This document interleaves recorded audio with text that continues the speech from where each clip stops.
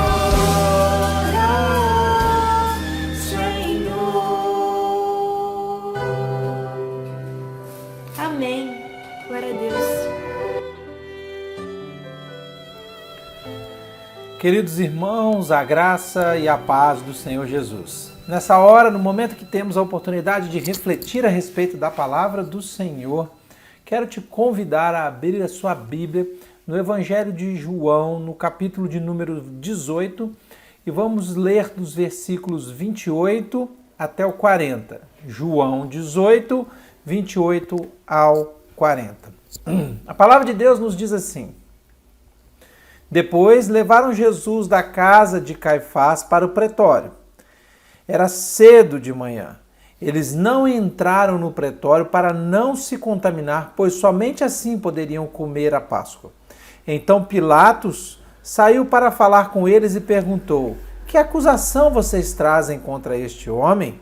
Eles responderam: Se este não fosse malfeitor, não teríamos entregue ao Senhor. Então Pilatos disse: Levem-no daqui e julguem-no segundo a lei de vocês.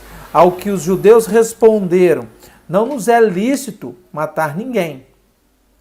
Isso aconteceu para que se cumprisse a palavra de Jesus, significando com que tipo de morte estava para morrer.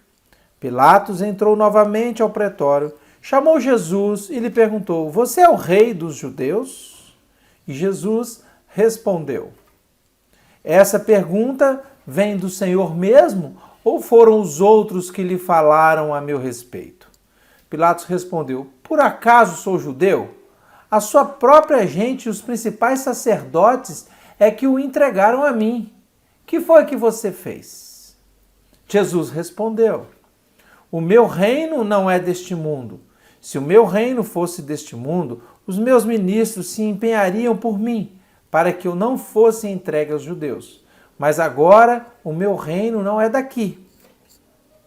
Pilatos perguntou: então você é rei? Jesus respondeu: o Senhor está dizendo que eu sou o rei. Eu para isso nasci e para isso vim ao mundo, a fim de dar testemunho da verdade. Todo aquele que é da verdade ouve a minha voz. Pilatos perguntou: que é a verdade? Depois de dizer isso, Pilatos voltou aos judeus e lhes disse: eu não acho nele crime algum, mas é costume entre vocês que eu solte alguém por ocasião da Páscoa. Vocês querem que eu lhes solte o rei dos judeus? Então todos gritaram novamente: não este, mas Barrabás. Ora, Barrabás era salteador. Vamos orar ao Senhor?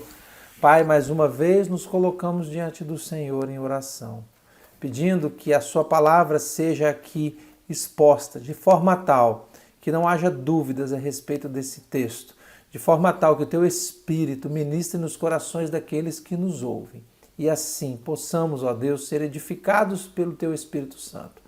Nós te bendizemos e oramos assim no nome de Jesus. Amém.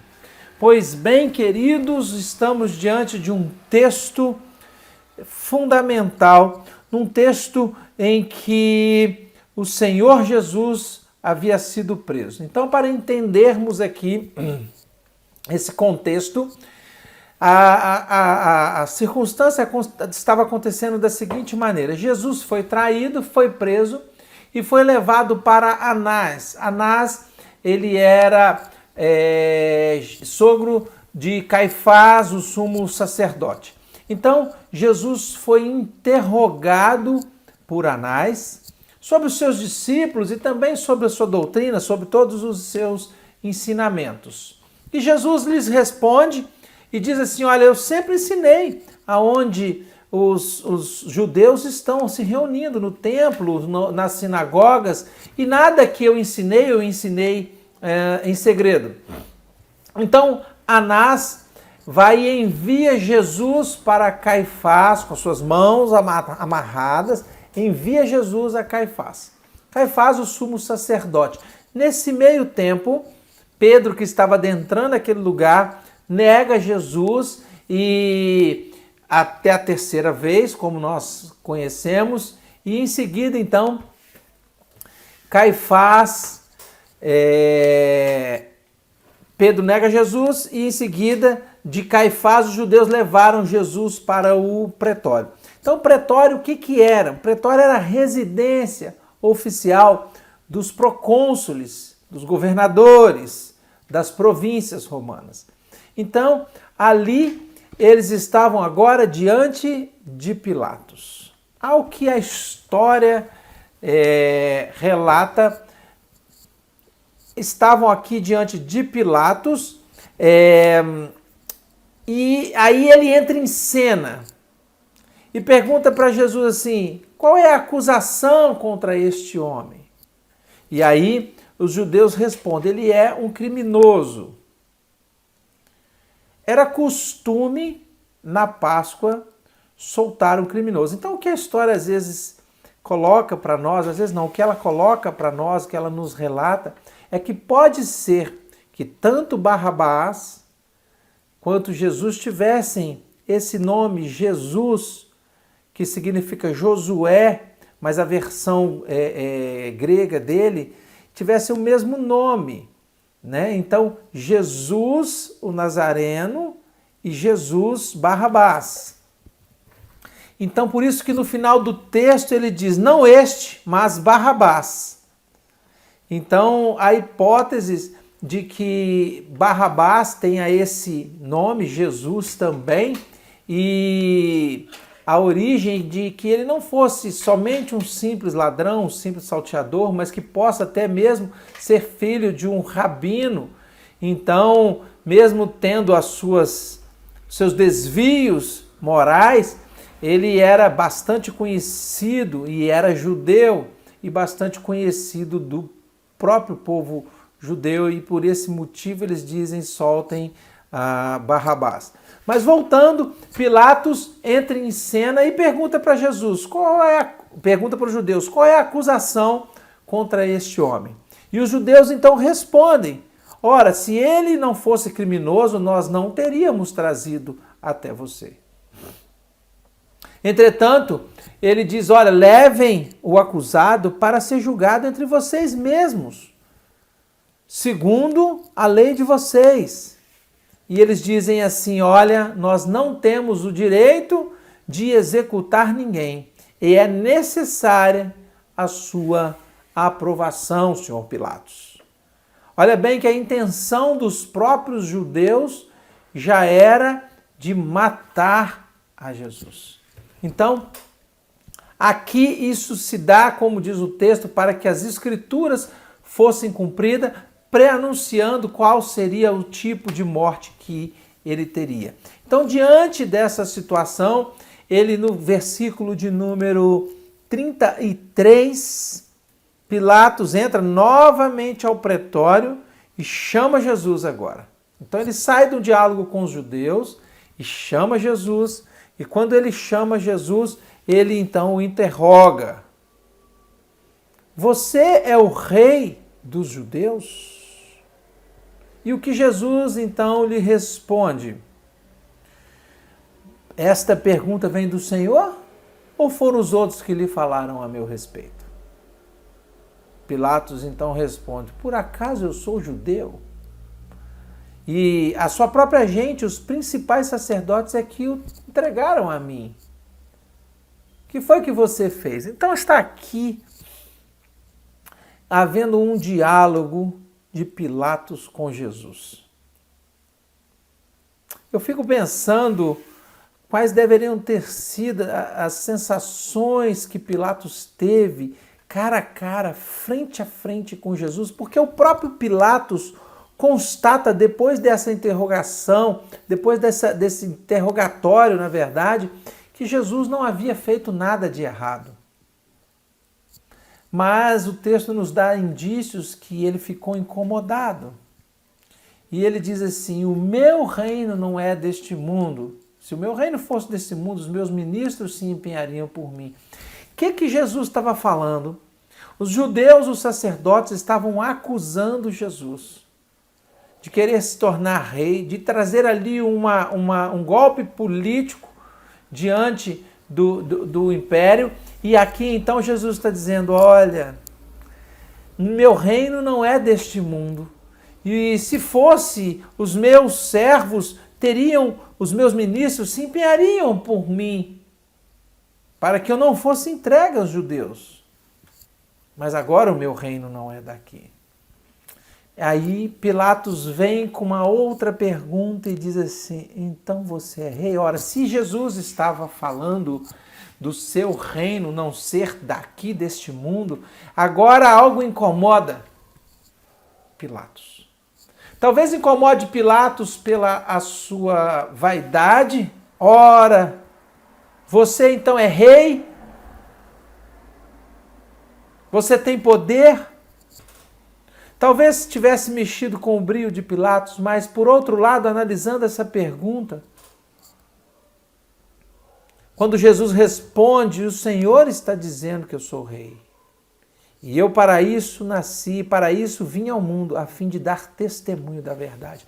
Aqui nós estamos, então, talvez numa segunda hipótese do incômodo aqui de Pilatos, de que algo ainda o insatisfizesse, porque Pilatos pergunta: você é rei? Ele estava incomodado com a possibilidade de Jesus realmente ser da parte de Deus, de Jesus realmente ser o enviado de Deus, de algo que incomodava o seu interior.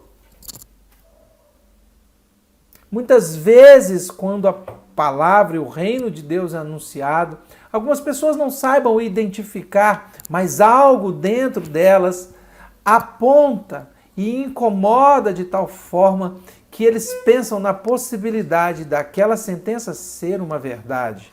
E aí, então, ele fica incomodado com essa pergunta e diz assim: o que é a verdade? Lembre-se que nesse diálogo estava aqui acontecendo algo que ele tinha constatado, de que Jesus não tinha culpa nenhuma e de que os judeus estavam ali inventando uma mentira para crucificar, dando desculpas para crucificar o próprio Cristo. E ele pergunta: o que é a verdade? Será que Pilatos realmente não estava incomodado a saber das verdades daquela situação ou a saber das verdades do mundo espiritual? Muitas vezes, quando Jesus é anunciado, as pessoas pensam assim: mas será que isso é verdade? Essa é uma pergunta que nós precisamos responder. É uma pergunta que a Igreja do Senhor conhece a resposta pela fé. O que é a verdade? Ele poderia estar aqui até mesmo ridicularizando a Jesus. Você tem que falar de verdade? O que é a verdade? E hoje em dia é muito comum, né? A gente fala alguma verdade da palavra de Deus e as pessoas hoje, na relativização de tudo, dizem assim: mas o que é a verdade? A tua verdade ou a minha verdade? Então a verdade passou a ser relativizada. Percebam que assim que ele faz essa pergunta, ele se volta para os judeus e diz: olha, não vejo nele crime nenhum. Não vejo nele crime nenhum. E realmente em Jesus não havia nenhum tipo de pecado, não havia nenhum tipo de crime. E aí, Pilatos está num contexto em que abre mão da sua responsabilidade. Talvez ali pressionado pelas circunstâncias, Pilatos não quer negociar entre a vontade daquele povo e o seu prestígio. Por certo que se Pilatos, vendo a verdade, estivesse ali pagando o preço de dizer não, ele é inocente, ele estaria desagradando ao povo. E a história diz que Pilatos não era um sujeito que tinha assim um governo muito simpático ao povo. Então, ele estava ali como que ameaçado pelo povo: se você não fizer o que nós pedimos, nós vamos te denunciar para Roma. E então Pilatos, por interesses pessoais, ao que tudo indica, se exime do seu papel, da sua responsabilidade.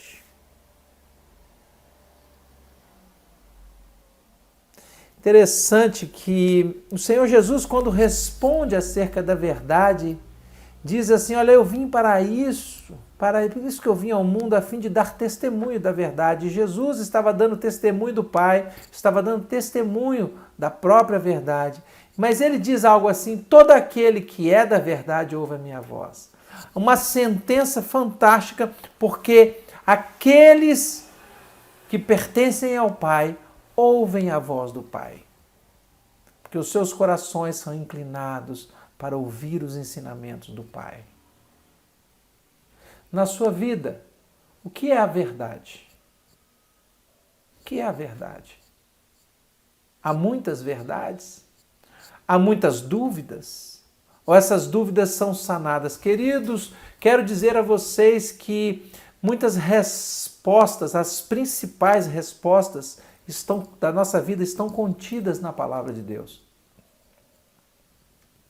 A própria palavra vai dizer, quando Jesus diz: eu sou o caminho, a verdade e a vida. Então aqui a verdade é Cristo com o seu reino, não o reino político, geográfico deste Império Romano ou de qualquer parte da terra, mas um reino espiritual, um reino que vem da parte de Deus, daquele que dá testemunho da verdade. Em Deus consiste toda a verdade, pois Ele é o Criador de todas as coisas. Então, nós estamos aqui diante de um momento em que Jesus é confrontado e ainda pode haver esperança para aqueles que são confrontados com Jesus. Quando alguém se levanta para falar em nome de Jesus, quando o próprio Jesus ministra nos corações, no interior dos corações, nós temos que parar para ouvir a voz de Deus, parar para ouvir a voz do Espírito de Deus. Interessante que aquele povo judeu, sacerdotes, o sacerdote era o chefe religioso, o sumo sacerdote. Eles não entraram no pretório para não serem contaminados, serem tidos como impuros, pois era Páscoa. Poderia haver ali, na residência do governador, fermento. E nós sabemos que no período da Páscoa eles tinham que tirar todo o fermento de dentro da sua casa. E também eles não poderiam entrar na casa de gentios. Percebam que os judeus, sacerdotes e sumos sacerdotes, estavam aqui, entre aspas, em nome de Deus, cumprindo a lei de Deus, fazendo com que esta lei fosse uma realidade, uma verdade na vida deles. Mas o fato é que eles estavam cumprindo leis, mas não estavam ouvindo ao Senhor. Farisaísmo, legalismo. Nós não somos chamados para cumprir leis tão e simplesmente, mas para obedecer àquele que é o Senhor de todas as coisas. Para dar testemunho à semelhança de Jesus, daquele que é o Criador de todas as coisas, o Criador e o regente do universo. Então, percebam que há aqui uma hipocrisia que não fala a favor da verdade, uma hipocrisia de judeus querendo cumprir a lei porque era Páscoa, mas querendo matar, assassinar o próprio Cordeiro Pascal.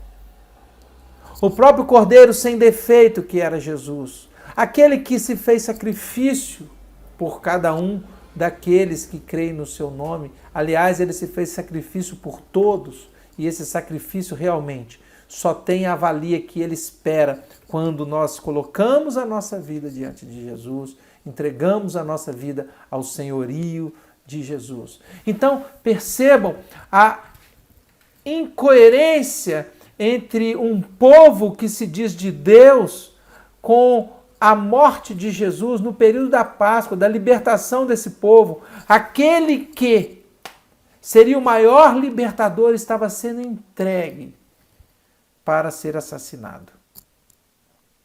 Entretanto, todas essas coisas se deram para que os planos de Deus se cumprissem, para que as Escrituras se cumprissem. Bem,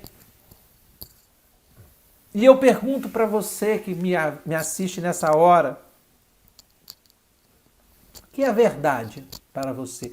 O que é a verdade na sua vida? Jesus já é uma verdade na sua vida? Você precisa dessa resposta.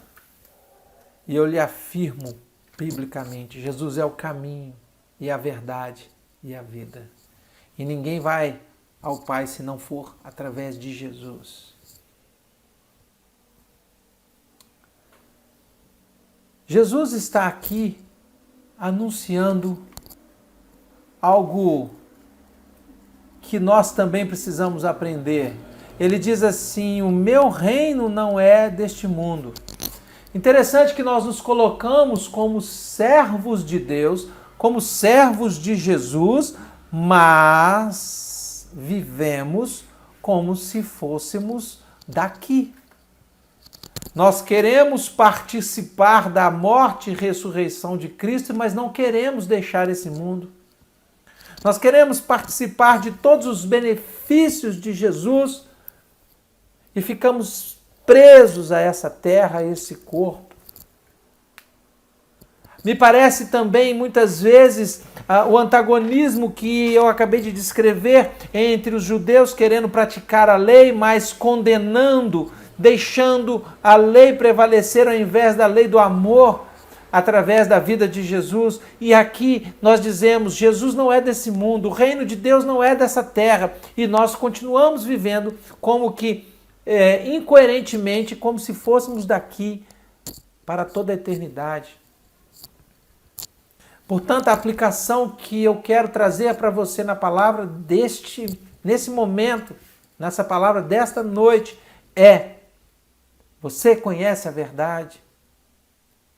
A verdade é Jesus, mas quem é Jesus para você? Qual o conhecimento que você tem de Jesus? E qual é o senhorio de Jesus na sua vida? E depois, dizer para você que a gente vive aqui, mas nós não somos daqui. Por isso nós devemos buscar cavar tesouros espirituais onde a traça e a ferrugem não corrompem, pois nós não somos daqui. Que Deus tenha misericórdia da nossa vida. Misericórdia.